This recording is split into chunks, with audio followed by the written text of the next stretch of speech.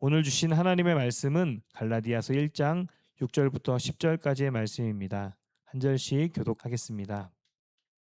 그리스도의 은혜로 너희를 부르신 이를 이같이 속히 떠나 다른 복음을 따르는 것을 내가 이상하게 여기노라.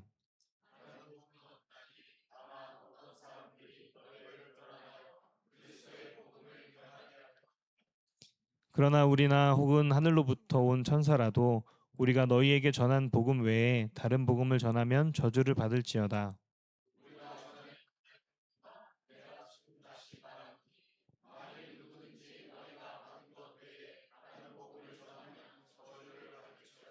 우리 함께 읽겠습니다. 이제 내가 사람들에게 좋게 하랴, 하나님께 좋게 하랴, 사람들에게 기쁨을 구하랴. 내가 지금까지 사람들의 기쁨을 구하였다면 그리스도의 종이 아니니라. 아멘. 하나님의 말씀입니다. 오늘 함께 나누려고 하는 말씀의 제목은 다른 복음은 없다입니다. 그냥 제목 안에 아마 결론이 다 나가 있고 이미 말씀이 다 그 제목 안에 있는 것 같습니다. 만약에 부제로 붙인다면 내가 아니라 예수님입니다 라는 제목으로 붙일 수 있을 것 같아요. 다른 복음은 없습니다. 내가 아니라 예수님이어야 산다는 것을 우리가 믿고 나가시기를 축복합니다. 네.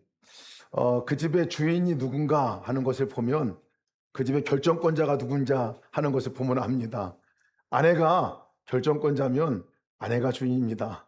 남편이 결정권자면 남편이 주인입니다. 아이들이 결정권자면 아이들이 주인입니다. 결정을 하는 사람이 주인이죠. 여러분들 어떠신지 모르겠습니다. 집안에서 아내가 여러분 결정권자인지 여러분 스스로가 결정권자인지 아니면 그 안에 계신 예수님이 여러분 모든 삶의 결정권자인지 한번 점검해 봤으면 좋겠습니다. 우리가 예수 그리스도를 구주로 영접하고 우리가 고백하고 믿을 때 꼭 고백하는 기도가 있습니다. 지난주에는 참 놀라운 일이 안에 있었어요.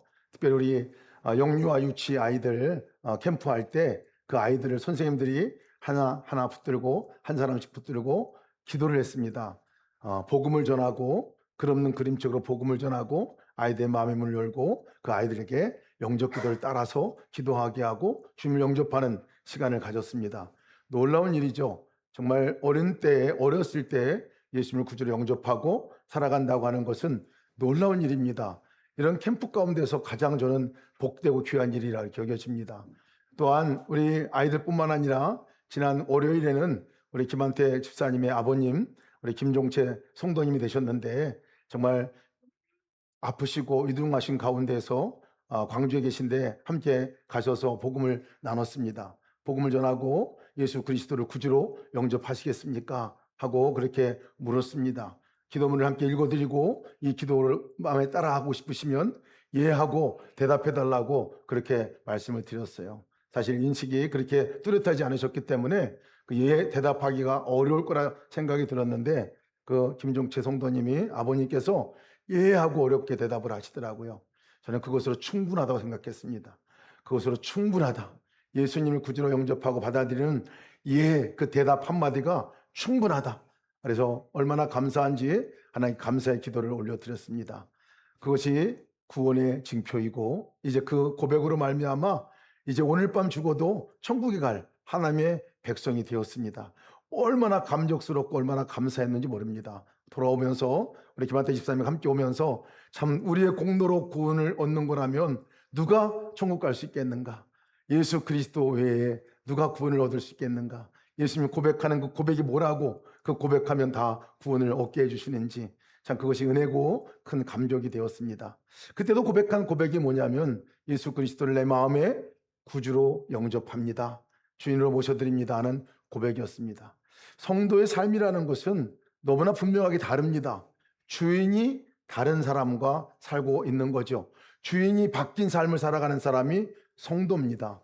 내가 주인이 아니라 예수님이 주인이 되어는 삶을 살아가는 사람이 성도의 삶이죠. 그 말은 결정권자가 내가 어떤 것들을 결정하는 사람이 아니라 예수님이 우리 삶에 결정을 해주시고 우리가 그 순종하며 나가는 삶을 살기로 결정한 사람들이 성도들이죠. 오늘 오늘 성경 말씀 보면 바로 그 점을 우리 바울 사도가 얘기해 주고 있습니다. 오늘 6절 말씀인데요. 6절 말씀을 같이 한번 읽도록 하겠습니다. 시작. 그리스도의 은혜로 너희를 부르신 이를 이같이 속히 떠나 다른 복음을 따르는 것을 내가 이상하게 여기노라. 바울 사도가 갈라디아 교회에게 편지를 보내면서 정말 다른 어떤 편지보다도 화가 단단히 나 있습니다. 그러면서 그가 화를 내기 전에 지금 이렇게 정말 이 갈라디아 교인들에게 얘기하는 거예요. 이상합니다. 이상합니다. 내가 도대체 이해가 안 됩니다. 지금 얘기하고 있는 거예요. 왜냐하면 이 바울이 충격을 받았어요. 그 복음을 전하고 예수 그리스도로 구원을 얻는다는 복음을 그들에게 전했는데 바로 그들이 예수님을 믿고 있지만 예수님 외에 다른 구원의 수단을 또 가져야 한다고 하는 거짓 교사들이 들어왔기 때문에 그렇습니다. 예수님만이 아니라 이제 다른 복음, 다른 것 할례도 행해야 되고 율법도 지켜야 된다는 그것을, 그리고 모든 성도들이 그것을 따라가고 있는 것들을 보고 바울 사도가 너무나 분개하면서 이상합니다. 도무지 내가 그것을 이해할 수 없습니다. 왜? 그 교인들이 사실 교회를 떠났기 때문도 아닙니다. 예수님을 부인했기 때문도 아닙니다. 예수님을 여전히 믿는다고 말하고 있어요. 그런데 그들이 예수님 플러스 알파인 다른 복음을 쫓아가는 것 때문에 지금 바울이 그렇게 얘기하고 있는 겁니다. 너희는 어째 하나님을 떠나 다른 복음을 따르고 있는가 하고 지금 얘기를 해주고 있습니다. 이 말씀을 보면요, 여전히 교회에 남아 있었고 여전히 교회에서 예수님을 믿고 있지만 하나님을 떠날 수도 있겠구나, 예수님을 떠나 살아갈 수도 있겠구나, 하나님이 아닌 다른 복음을 믿고 따라가며 살아갈 수도 있겠구나 하는 그런 마음이 듭니다. 갈라디아 교회가 그랬습니다. 그들은 예수님을 부인하지 않았습니다. 그러나 예수님만으로 충분하지 않았습니다. 예수님 외에 무언가 더 해야 구원을 얻을 거라고 생각을 했습니다. 예수님 믿어야 하지만 할례도 행해야 해. 예수님을 믿어야 하지만 율법도 성경도 잘 지켜야 해. 예수님도 필요하지만 내 노력도 필요해. 내 의지도 필요해 라고 얘기를 합니다. 시작은 예수님으로 시작했는데 나중 보면 자기 의지가 더 발휘가 되고 자기 의가 더 드러나고 내 노력과 내 그 열심으로 구원을 완성시키려고 하는 그 의도가 거기에 있는 것들을 보게 됩니다. 단호하게 바울 사도는 이것을 얘기합니다. 그것은 다른 복음이다. 그것은 다른 복음이다 라고 얘기를 합니다. 심지어는 그 복음을 전하는 사람들에게는 저주가 있을지어다 라고 말하면서 강하게 어필을 하며 얘기를 합니다. 다른 복음이 뭡니까? 다른 복음은 무엇입니까? 이단입니까? 다른 종교입니까? 우리 갈라디아 교회를 보면 물론 그런 것들도 포함되지만 너무나 그럴듯합니다. 하나님 말씀입니다. 율법, 할례 행하는 것, 우리가 계명을 지키는 것 성경에 나와 있는 거예요. 그럴듯합니다. 그런데 그것이 예수님보다 더 앞서게 되고 그것이 내가 그것을 이루어내야 된다는 나의 그 의가 앞서게 되면 그것이 다른 복음이라는 것을 얘기해 주고 있습니다. 다른 복음은요, 그런 거 보면 훨씬 더 우리 안에 쑥 들어와 있습니다. 다른 복음은 쑥 교회 안에도 들어와 있습니다. 우리 마음속에도 들어와 있습니다. 다른 복음이 무엇입니까? 예수님 외에 다른 인간의 행위로 더 구원을 얻으려고 하는 그 플러스 알파입니다. 예수님 외에 내 행위와 내 열심과 내 의를 더하는 것이 다른 복음입니다. 왜 그것이 심각하냐면요, 심각한 문제냐면 복음은, 구원의 출발점은 하나님이었습니다. 하나님으로도 출발합니다. 그런데 다른 복음은 그 출발점이 납니다. 내가 시작하면 인간이 시작하게 됩니다. 복음은요, 하나님이 하셨습니다 이 고백을 하게 합니다. 그런데 다른 복음은 내가 합니다 하는 이 내가 먼저 나오게 됩니다. 그래서 복음은 하나님 중심적이라면 다른 복음은 인간 중심이죠. 나 중심이죠. 결국 그 내면을 들여다보면요, 다른 복음의 내면의 그 뿌리는 뭐냐면 내가 하나님의 자리에 앉으려고 하는 겁니다. 내가 하나님의 자리에 앉으려고 하는 모든 것들을 다른 복음이다 라고 말할 수 있습니다. 창세기 3장에 뱀이 하와를 유혹할 때 한 말, 여러분 기억하실 것입니다. 이것을 먹으면 하나님과 같이 될 것이다. 그렇게 얘기했어요. 그 죄의 시작은 선악과를 따먹었다. 이것만으로 말씀드릴 수는 없습니다. 하나님처럼 되려고 하는 그 마음, 하나님이 되고 싶은 그 마음, 하나님이 주인이 아니라 내가 주인이 되고 싶은 그 마음, 이것이 원죄죠. 이것이 원죄죠. 에덴 동산에서 아담과 하와를 무너뜨렸던 그 동기가 거기에 있었습니다. 그리고 똑같은 유혹이 오늘 갈라디아 교회 안에 들어왔습니다. 예수님을 믿어. 예수를 믿어야 해. 그러나 그것만으로 충분하지 않다. 너가 해야 할 것이 있다 하는 것이지요.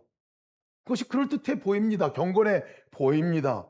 그러나 구원의 주체가 바뀌어지게 되는 순간 이것은 다른 복음이 되어집니다. 하나님으로 시작했다가 나로 끝나는 것이 가장 위험합니다. 가장 위험해요.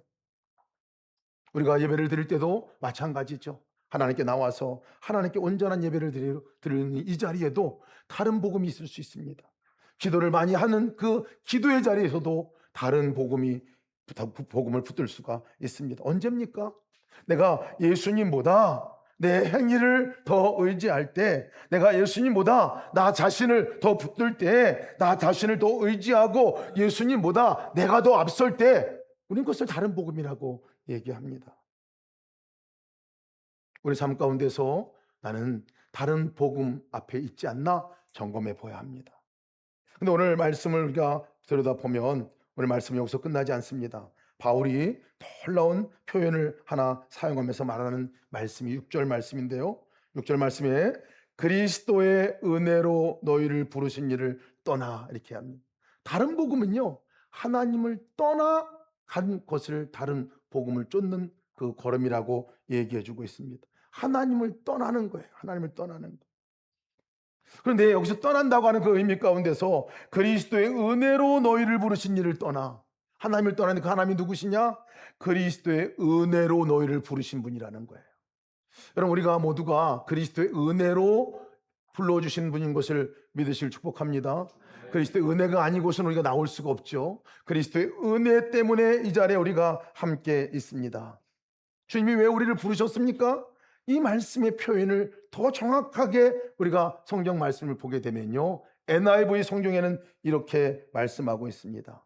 그리스도의 은혜 안에서 살아가도록 너희를 부르신 하나님을 떠나, 이렇게 표현했습니다. 다시 한번 읽어드리겠습니다. 그리스도의 은혜 안에서 살아가도록 너희를 부르신 하나님을 떠나. 여러분, 우리가 하나님이 우리를 부르신 분명한 목적을 얘기해 주고 있어요. 분명한 목적은 뭐냐면 그리스도의 은혜 아래서, 은혜 안에서 살아가도록 불러주셨다는 거예요.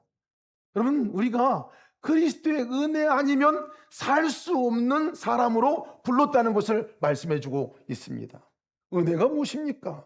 단순하게 하나님께 주시는 선물 이것이 아니에요. 은혜는 우리에게 주신 어떤 힘이나 능력도 아닙니다. 은혜는요, 바로 예수님 자신이 은혜입니다. 몸을 전적으로 내어주시고 모든 것을 우리에게 내어주신, 그리고 우리를 찾아와 주시고 우리와 함께 계신 그 주님이 은혜 자체임을 믿으시기를 축복합니다. 그러니요, 오늘 그리스도의 은혜 안에서 살아가도록 너희를 부르신 하나님, 이 말의 의미는 우리가 하나님 예수, 우리 안에 오신 예수 그리스도 안에서 예수 그리스도와 함께 살아가도록 우리를 불러주셨다는 거예요. 예수 동행은 그래서요, 그냥 선택사항이 아닙니다. 우리의 출발은 바로 예수님과 동행하는 것부터 우리의 믿음의 삶이 출발되어지는 거죠. 또 예수님과 함께하지 않는 그 삶은 우리는 다른 복음으로 넘어갈 가능성이 제일 많은 사람들이고요, 예수님의 은혜를 잃어버리게 되어지는 것이죠. 부르심의 목적입니다. 어떤 일을 많이 하라고 부르신 부르심이 아닙니다. 어떤 직분을 맡겨가지고 또 무슨 사역을 많이 하기 위해서 우리를 부르신 목적도 아닙니다. 그것도 물론 그 가운데 포함이 되겠지만요, 가장 우선된 부르심의 목적은 뭐냐면 하나님의 일보다 먼저 우리를 관계로 불러주셨다는 거예요. 사역보다 먼저 동행의 자리로 불러주셨다는 거예요. 그것이 바로 그리스도의 은혜 아래 살아가는 삶입니다. 주님이 우리를 찾아오신 이유가 뭡니까? 우리와 함께 사시기 위해서 오신 거죠. 함께 우리와 사시기 위해서 오신 거죠. 함께 주님이 우리와 대화를 나누기 위해서 오신 거죠. 함께 주님이 우리의 걸음을 인도해 주기 위해서 오신 거죠. 함께 오셔서 우리가 주님 바라보고 나갈 때 우리의 삶을 구원해 주시기 위해서 주님께서 찾아오신 거죠. 이것이 은혜입니다. 그것이 주님이 우리를 부르신 목적, 성도가 된 목적입니다. 여러분, 주님과 함께 날마다 동행하시는 여러분 되시길 주의 이름으로 축복합니다. 갈라디아서는 이 말하는 은혜, 이것은 우리가 자주 쓰는 말이죠. 은혜 충만히, 은혜 받았어요, 은혜 많이 받으세요, 이게 우리가 쉽게 쓰는 말이지만요, 그 단어가 어떤 단어가 연결되는 거냐면요, 은혜, 니꼴, 예수님인 거예요. 은혜는 예수님이에요. 어떤 추상적인 개념이 아니라 실제 인격적으로 임재하신 예수님이 은혜인 것을 믿으시기를 축복합니다.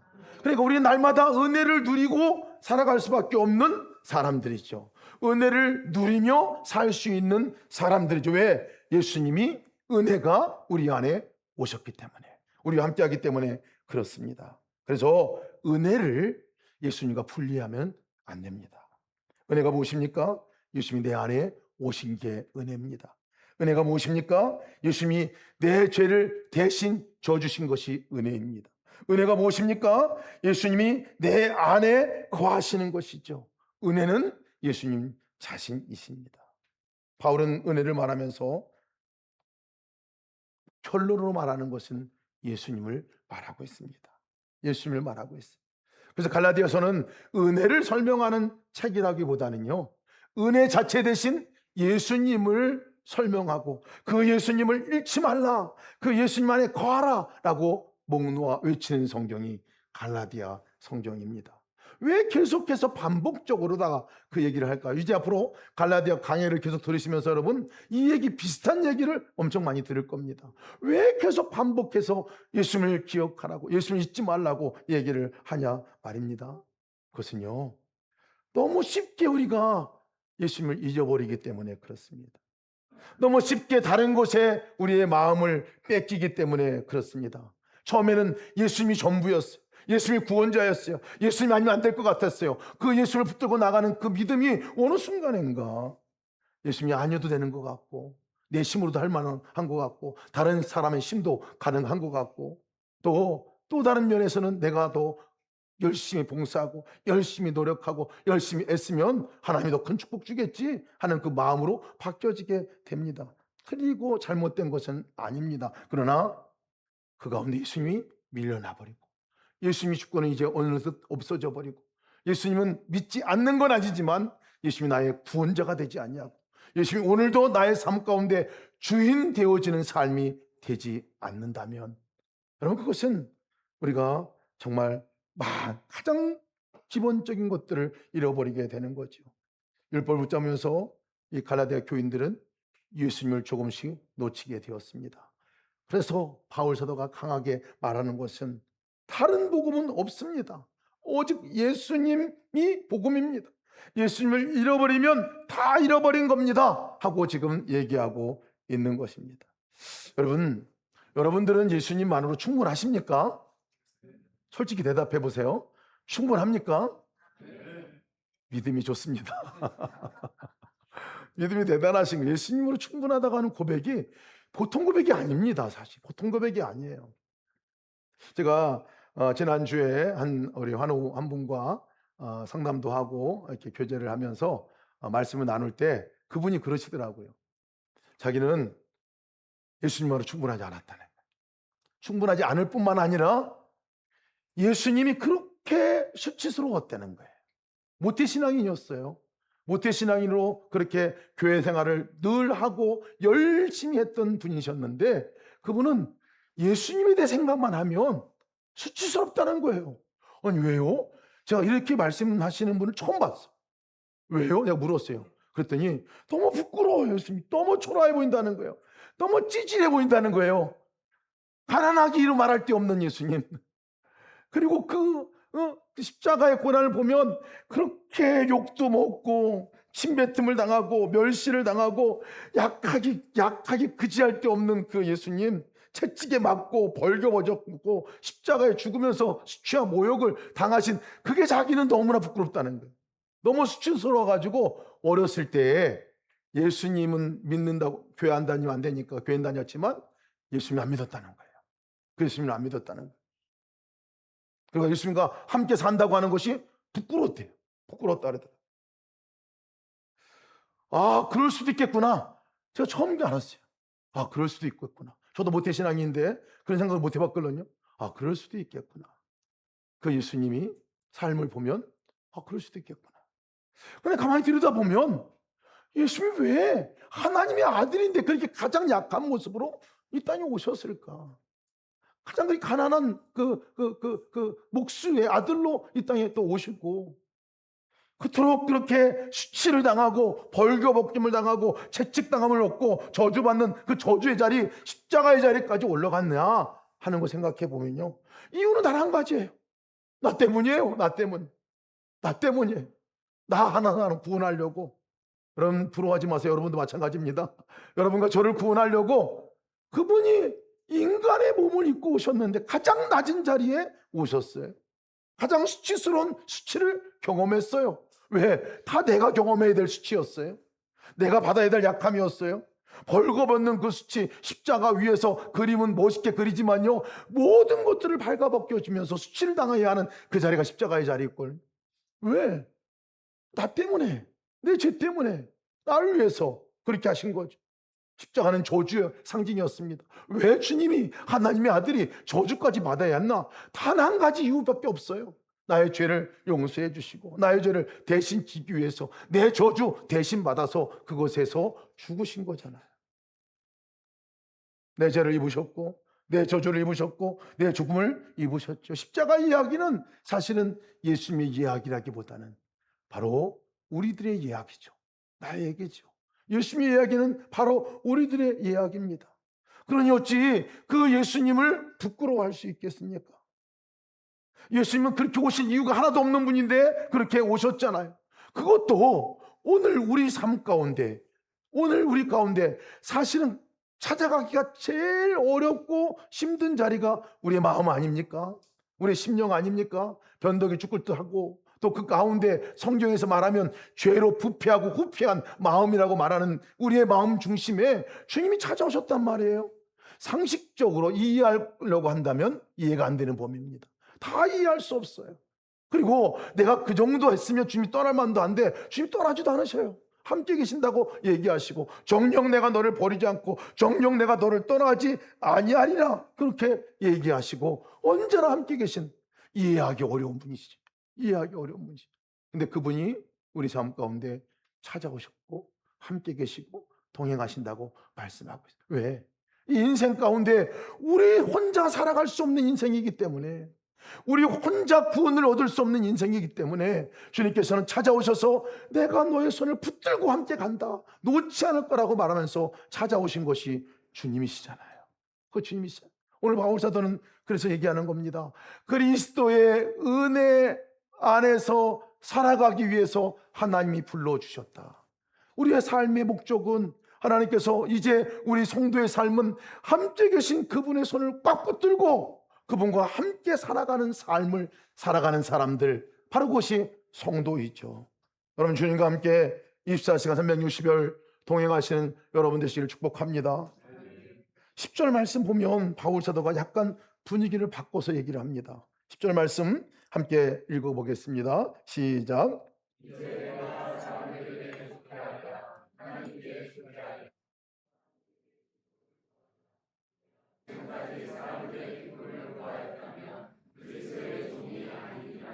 갑자기 왜 사람을 기쁘게 하랴 하나님을 기쁘게 하라 뭐 이렇게 얘기를 하고 있을까요? 복음을 말하다가 왜 사람을 기쁘게 하는 이야기가 나올까요?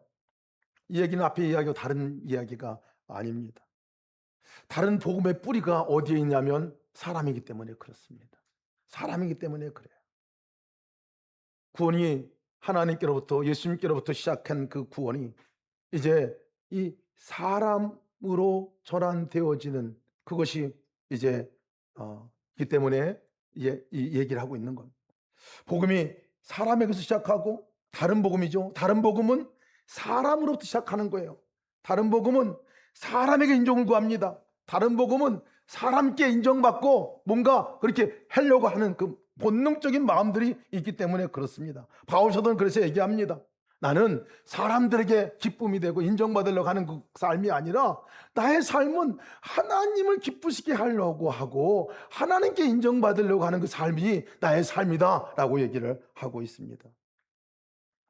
아마 바울이 이 유대인들, 기독교인들이죠. 예루살렘에서 온 그들입니다. 예루살렘에 있는 그 권위 있는 그 사도들이나 그 유대 출신의 기독교인들에게 이렇게 말하면 아마 대접받았을 겁니다.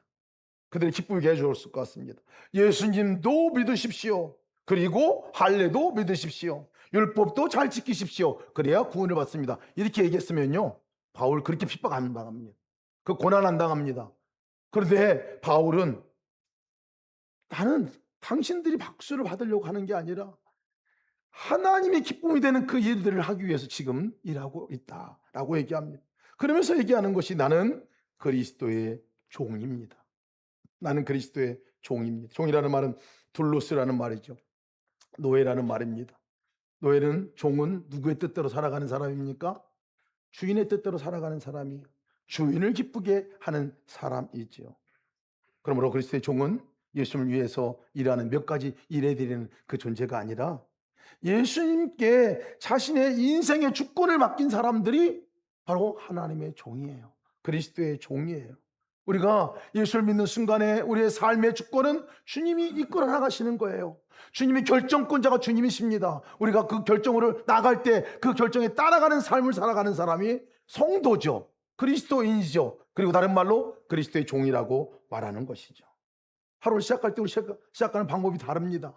그냥 아침에 일어날 때 그냥 벌떡벌떡 일어나서 나올 수도 있겠지만 우리가 주님을 주님으로 섬기고 살아가는 사람들에게 있어서는 묻습니다. 주님, 오늘 새날이 밝았습니다. 주님, 오늘 어떻게 할까요? 오늘 어디 갈까요? 무엇 할까요? 주님께 묻게 됩니다. 사람을 만날 때도 여러분 그냥 만나지 않죠. 사람 만날 때 내가 주인 되면 내가 하고 싶은 말 다 하면 됩니다. 그렇죠? 그런데 그리스도의 종은 내가 하고 싶은 말이 아니라 내 안에 있는 주인 대신 주님이 무슨 말을 하고 싶을까 하는 것을 묻게 됩니다. 주님 뭐라고 말할까요? 묻고 우리가 그대로 말하게 되면요, 주님이 우리 삶 가운데서 얼마나 놀라운 일을 행하는가를 보게 됩니다. 일할 때도 마찬가지입니다. 내가 내 습관에 따라서 그냥 막 하는 일들도요, 주님이 내 안에 계시기에 주님께 한번 물어보면 달라지죠. 예수님, 오늘 내가 이 일을 어떻게 할까요? 라고 묻는 거죠. 결정을 하는 순간에도 여러분 그 결정할 때 결정권자가 내가 되지 아니하고 하나님 어떻게 할까요? 어디로 갈까요? 무엇을 할까요? 내게 지혜를 주십시오. 내게 방향을 알려주십시오. 그대로 따라가겠습니다. 여러분, 이렇게 우리가 선택하고 나가는 발걸음이 그리스도의 종의 발걸음이죠. 그럴 때 주님이 우리 삶 가운데 강하게 역사하시고 하고자 하시는 뜻이 이루어지는 거죠. 그런데 여러분, 우리가 이런 삶이 아니 내가 주인이 되고 여전히 내가 결정권자가 되고 여전히 내 삶 가운데서 내가 모든 기준이 되어버리면요, 고수준에 머무르고 끝난다는 거예요. 하나님이 역사하실 어떤 영역도 남아있지 않습니다. 우리는 매일매일 살아가면서 이 두 갈래의 길에 앞서 있습니다. 항상 선택의 순간에 놓여져 있습니다. 내가 주인으로 살아갈 것이냐, 주님이 주인이 되실 것이냐, 내 힘으로 살 것이냐, 주님의 능력으로 살 것이냐, 걱정을 붙들고 살 것이냐, 주님을 붙들고 살아갈 것이냐, 사람의 말을 따라 살아갈 것이냐, 하나님의 말씀을 따라 살아갈 것이냐, 혼자 살아갈 것이냐, 예수님과 함께 살아갈 것이냐, 매 순간마다 이런 선택의 기로에 놓여 있습니다. 그때마다 여러분 무엇을 선택하고 하겠습니까? 예수님과 동행한다는 것은 언제든지 예수님입니다. 내 안에 오신 예수님을 바라보고 그분께 묻고 그분께 인도하는 삶을 따라 살아가는 것이 바로 성도의 삶이죠. 왜 우리가 예수 동행 일기를 씁니까? 일기를 잘 쓰기 위해서, 좋은 기록을 남기기 위해서? 그렇지 않습니다. 아니면 예수님을 불러오기 위해서 동행 일기를 씁니까? 그것도 아닙니다. 예수님이 우리 삶 가운데 함께 계신 것을 확인하기 위해서, 점검하기 위해서 예수 동행 일기를 함께 쓰는 거죠. 함께 계신 예수님을 발견하는 겁니다. 내가 잊어버렸던 예수님을 다시 기억하는 겁니다. 내가 그냥 스쳐 지나가 버리고 무시했던 예수님을 다시 한번 생각해보고 다시 한번 기억하는 시간이 예수 동행 일기를 기록하는 시간이죠. 저녁마다 함께 기록하면서 오늘 예수님께서 이런 말씀을 해주셨네. 예수님께서 이렇게 인도해 주셨네. 예수님께서 함께 하셨네. 여러분, 예수동의 운동은 그래서 예수님을 데려오는 운동이 아니에요. 이미 함께 계신 예수님께 내 시선을 옮기고 내가 하나님 예수님을 나의 삶의 주인으로 모시고 섬기고 나가는 그 시간인 것이죠. 오늘도 주님께서 아마 저 여러분들에게 물으실 겁니다. 여러분들 주인은 누구신가? 여러분들은 누가 결정하는 것에 따라 살아갈 것이냐? 너는 지금 누구와 함께 살고 있느냐? 혼자 살고 있느냐? 아니면 걱정과 함께 살고 있느냐? 오늘 예수님과 함께 살고 있는지를 물어보실 것입니다. 분명한 것은요, 다른 복음은 없습니다. 예수님 외에 나를 구원할 복음은 없습니다. 예수님 외에 나를 변화시킬 복음도 없습니다. 예수님 외에 나를 끝까지 붙드시는 분도 없습니다. 그래서 바울은 오늘 놀라면서 말하는 겁니다. 어떻게 그리스도의 은혜로 너희를 부르신 이를 떠날 수 있느냐? 어떻게 그 예수님을 떠날 수 있느냐는 거예요. 떠난다는 말은 단순하게 교회를 떠난다 이런 말이 아닙니다. 시선을 다른 곳으로 옮기는 걸 말합니다. 시선을 다른 곳으로 옮기는 걸 말해요. 한 자리에 있다가 다른 자리로 옮기는 걸 말합니다. 내가 주권으로 모시고 있는 그 주권자가 바뀌어지는 것을 말합니다. 하나님으로 시작했다가 이제 나의 삶의 시선을 옮겨가고 내 주권을 옮겨가고 은혜에서 시작했다가 이제 내 힘의 그 자리로 옮겨가고 하나님께로부터 시작했다가 나 자신으로 옮겨가는 이것을 떠났다라고 표현하는 겁니다. 떠난다라고 말하는 거죠. 여러분, 주님을 떠나지 않기를 주의 이름으로 축복합니다. 주님께 딱 붙어있기를 축복합니다. 주님 안에서 살아가기를 축복합니다. 주님이 안에 살아가는 것이, 주님과 함께 살아가는 것이 날마다의 구원을 이루며 살아가는 삶인 것을 믿으시기를 축복합니다. 다른 복음, 그곳에는 나도 포함됩니다. 붙들지 마시기를 축복합니다.